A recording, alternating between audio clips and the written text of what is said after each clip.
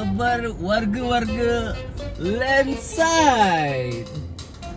Lama kita tidak bertemu di dunia Landside.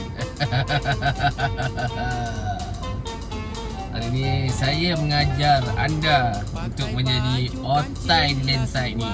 Yang pertama, kalau belum tingkatan Maulana, yang beginner, mula-mula kena ada payung.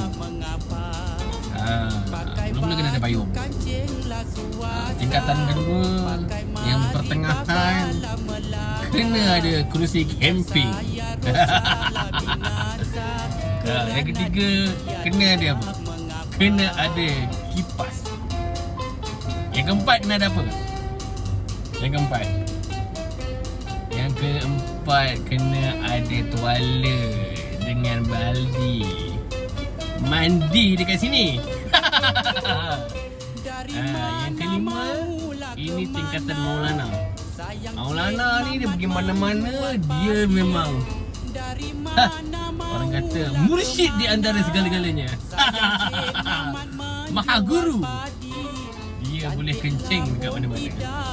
Dia boleh kencing dekat tepi jalan, dia boleh kencing di belakang pintu, dia boleh kencing di mana-mana saja penjuru di Landside ini. Kalau dia kencing di sini, dia kencing di sana, itu tanda apa? Dia sudah tanda itu tempat. Itu kalau kucing. Jadi kalau manusia, kalau kencing sana sini, apa maksud dia? Dia mau tipu sama you.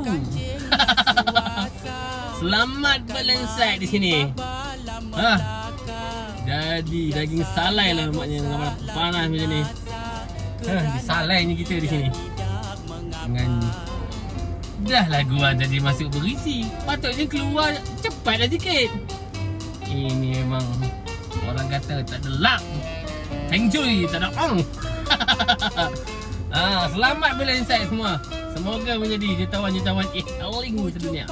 Assalamualaikum.